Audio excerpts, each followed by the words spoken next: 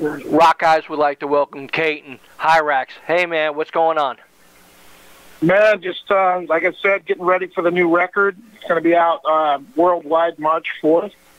And we're preparing now for a European tour, which begins April. So keeping busy, real busy. And right now just doing a lot of press for the album. Real happy. Cool, cool. The band started in 1982, and your first release was Raging Violence on Metal Blade. I mean, don't you miss them days where you got to, put out your, cassette, like, handmade and press releases by yourself and, mail them to different people, compared to now that all you do is push a button and get it done?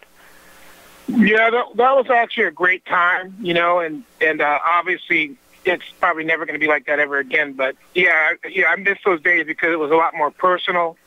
And it was the beginning of the whole scene, especially for thrash metal. That was back when bands were doing cassette tapes. They were recording their rehearsals. It was crazy. It was a great time to be a part of this. Definitely true, definitely true. Now you got the new CD coming out, Mortal Legacy, 14 songs. I listened to one or two tracks that I happened to catch on the net today, and it sounds excellent. A little bit of taste of Overkill in that music, and good thrash stuff. Because like back in the day, I was a photographer for Metal Forces magazine, which your band was in there, and it was a great time for thrash. I feel thrash is making a comeback during these times. Yeah, it's what's funny is who would have ever thought over 30 years later that thrash metal would be so popular again? But it's a welcome thing for us because we kept going most of that whole time. So to be re-embraced by the metal community and people are really, really into it now. I mean, a lot of generations of kids. Obviously you have the old school guys, guys and ladies, I should say, that have been into it for 30 plus years, but now there's a whole new generation of kids that are like 15 and, younger that are digging this metal as well. So, yeah, it's pretty awesome. I can't complain, and the response so far to the new album has been phenomenal. Obviously, we're going to get compared to some of the legendary bands because we all started out around the same times, and I think sometimes people tend to forget that we have a lot of the same influences, Right. A lot of British new wave of heavy metal, obviously, but also, the gods that we all grew up on, bands like Black Sabbath and Thin Lizzy and Judas Priest. So, you're going to have a little bit of those elements in there because they're influences. Right. But I think also each band, whether it be us or Overkill or Testament or Megadeth, many of those bands, they put their own spin on it. Right, right. Now you play in different countries now. That got to be like a dream come true. I mean, Colombia and everything else. But I mean, how are the fans different, than U.S.? Since it seems like the U.S. is kind of spoiled, but it's the truth, Yeah, yeah. And you go to these. I think. Go ahead. I think you're right. Right. I think you're totally right about that. I think the other thing is that, in the U.S., there's not really the support system that, heavy metal bands have in other countries. Like, the U.S. is still cool, don't get me wrong. There's certain pockets, like, when we tour the East Coast, it's fucking amazing. When we do, say, Texas, that, like, people don't think about these certain markets, but Texas has got a great heavy metal scene. So when we go through there, it's usually just freaking crazy, Wow. Obviously, we're from the West Coast, so, there's, California's got a great thrash metal scene, and we've been a big part of that for many years. But going outside of the U.S., it just gets crazier, especially for us.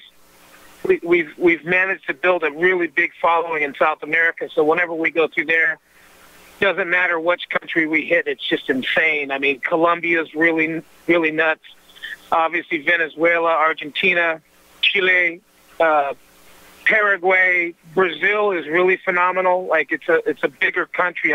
Brazil's bigger than people realize. You look at the map, it's one thing, but when you get there and you tour through Brazil, last time we were down there, we played in the Amazon, which is like the rainforest. So it rains, and people are still coming out to the shows by hundreds of, just thousands of kids or hundreds of kids show up, even if it's raining in the rainforest of, the Amazon down in Brazil. So for us, yeah, South America, even Central and Mexico, we do very, very well there. And I think what it is they just have a lot of passion for heavy metal music.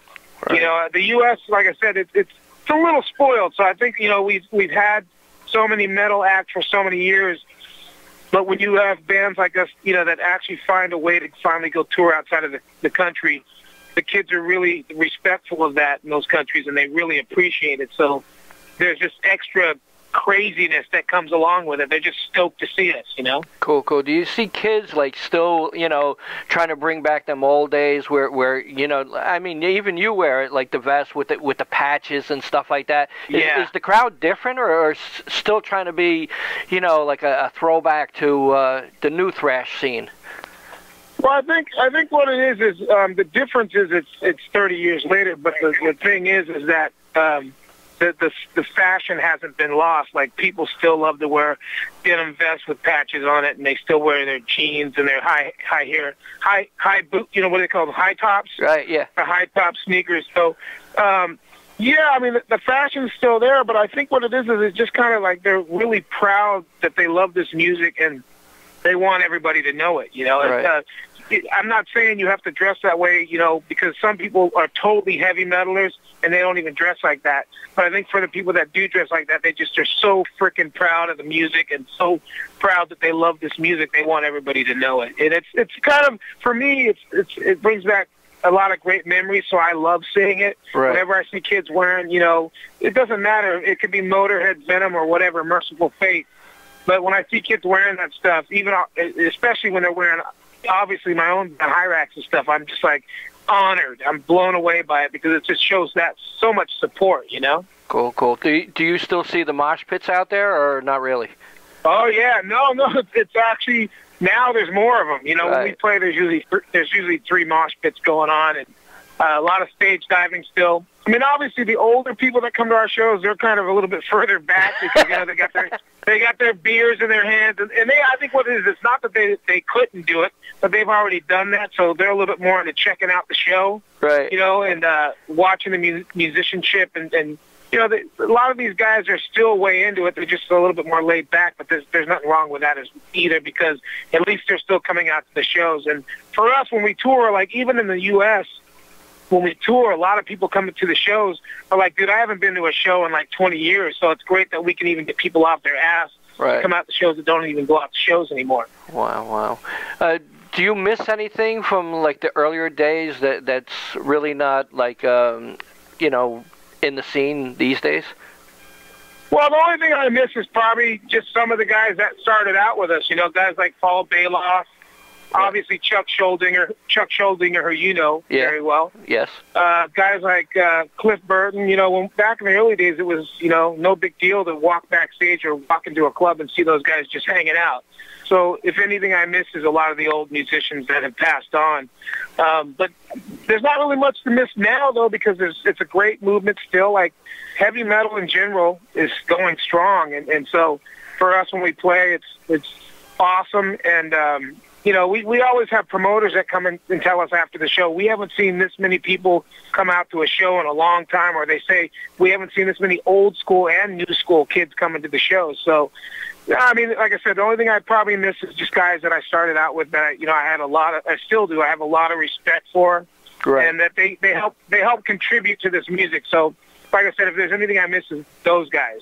Right. Now, with your band, like you guys kept the essence of like, you know, good old thrash and stuff, and you have other bands that are kind of like selling out, using violins and orchestras behind them. I think you know who I'm talking about. I do. What's your feeling, you know, about that? Well, for them it might be cool to do, but for us that's no option, because we like guitars, we like loud guitars, drums, and bass, and especially for our style of music. When we first started out, we had this motto, you know, thrash till death, and it still rings true to us today, even though we're older now. You know, which really means to us is just like never sell out. Like, Right. You know, we just want to play the music that we grew up on, music now that we've helped create. And we just want to make sure that we stay true to that. I'm not going to sit around bashing anybody because I've got better things to do, but those bands that have sold out, maybe that's good for them, but it wouldn't be good for us. We would never do that. And our fans, which is good for me, and where I'm real lucky that I can honestly say we would never sell out, because that's just not who we are. Right. And our fans know, they know that, you know, and that's the best thing about Hirax fans. they know that we're really down with what we're doing. And I think that's why over the years the band continues to get bigger, because people find out about us, and then they check out our music and they see how we are as people, and they realize we're the real deal. We're not in this to, just make money. We're in this because we love this music. Right. Now, the longevity of the band, how'd you end up staying in music this long? Because, bands are come and go and stuff like that, and you're talking, 30 years or more? Your band have been going. How do you, stay sane? Well, the thing is that the music business can make you go crazy if you let it. And there was a time that I actually had to stop and kind of get out of being in a band just to kind of step back and see what was really going on, because when I started out, I was in it only for the music, which I still am, but I didn't know anything about the business part of it. And there is a business part of it. Like, for any young musicians, if I could tell them anything, it would be like, don't forget, this is not just music. There's a business side to it, so you have to learn that. It doesn't mean you have to sell out and you don't have to, compromise. You don't have to do that, but you need to know that there's business involved in that. There's people that are going to come to your concerts, pay to get in, and that you got to give them one hell of a show every night, no matter how you feel. Like, there's times we tour and we fly a lot, so we'll do 11-hour flights, 15-hour flights, and as soon as we land, we got to go to the venue and play a concert. Right. So you don't always feel the best that you normally would feel, but you still got to play every night like it's the last night you're going to play. You got to give 100%. So, and it all that comes down to business too, because there's promoters that they can't cancel the show because you don't feel good. Right.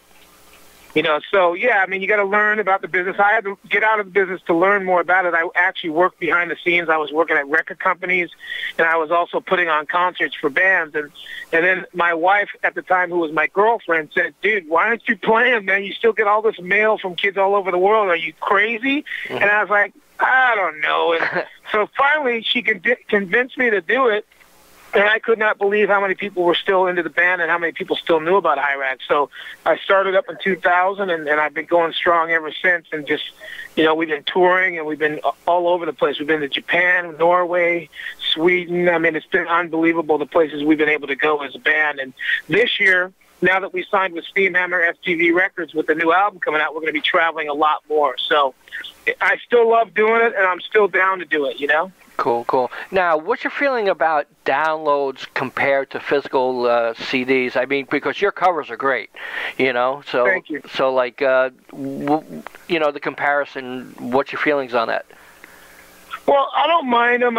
Some bands get really pissed off about that stuff. I do understand that side of it, but I think that music is always evolving. And what I mean by that is if you go back to the early days when it was reel-to-reels and there were 8 tracks and there were cassettes and vinyl, which is still around, but some of it didn't, last as long as people thought it would. So I think you have to evolve. Like now with the downloads, a lot of bands are complaining about they're losing money, but what you have to do is you have to evolve, and what I mean by that is you have to go out and tour, because that's where the money's at. You have to tour, sell merchandise, and, if you're not willing to do that, then it's going to affect you. But with us, luckily, we've kept touring the whole time, so we've been able to survive through a lot of things that most bands couldn't.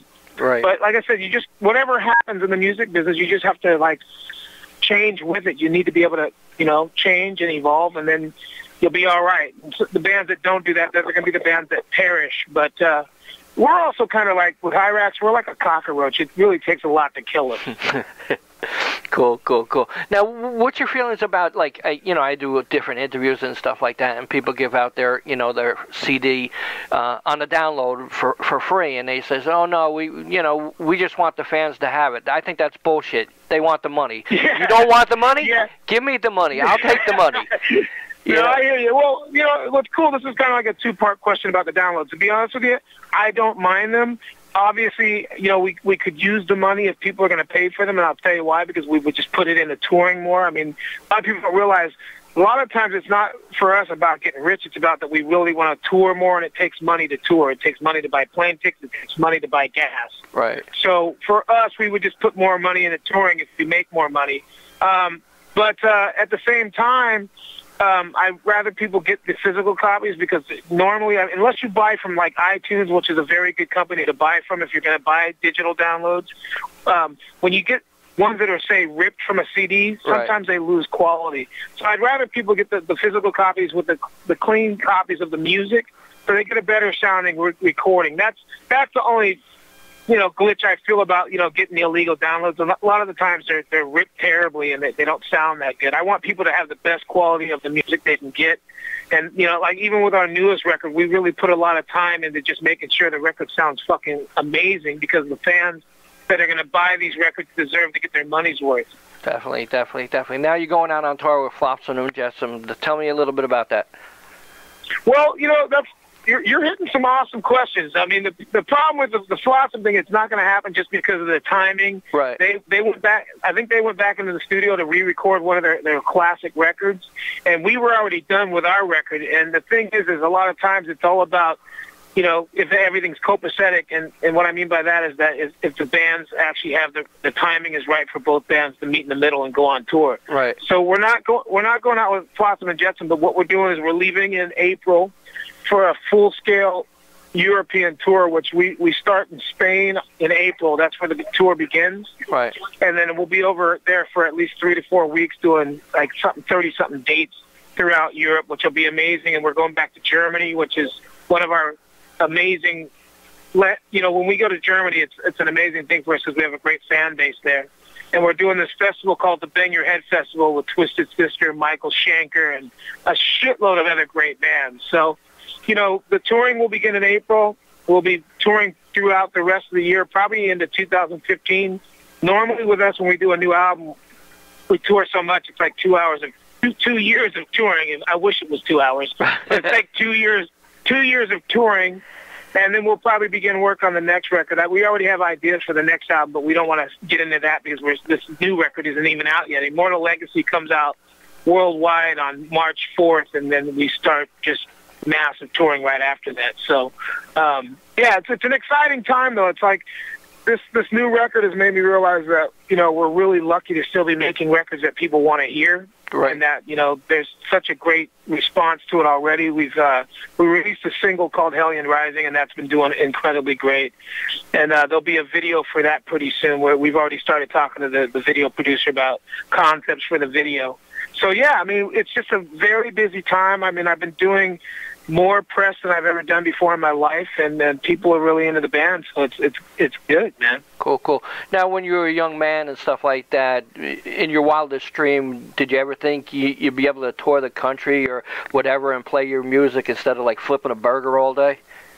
Yeah, I was happy that I could even just go up to San Francisco and play shows. I remember in the early days when we go up there and we play with Megadeth and Exodus and Testament and Death Angel and Possessed, that, we were stoked if we just went eight hours outside of our city to play concerts. But now touring the world is unbelievable. And I'm really grateful, though. I'm not one of those musicians that's like takes this shit for granted. I really am grateful and know that I'm lucky to be doing this. I mean, I'm just a kid that was, started a band in a garage.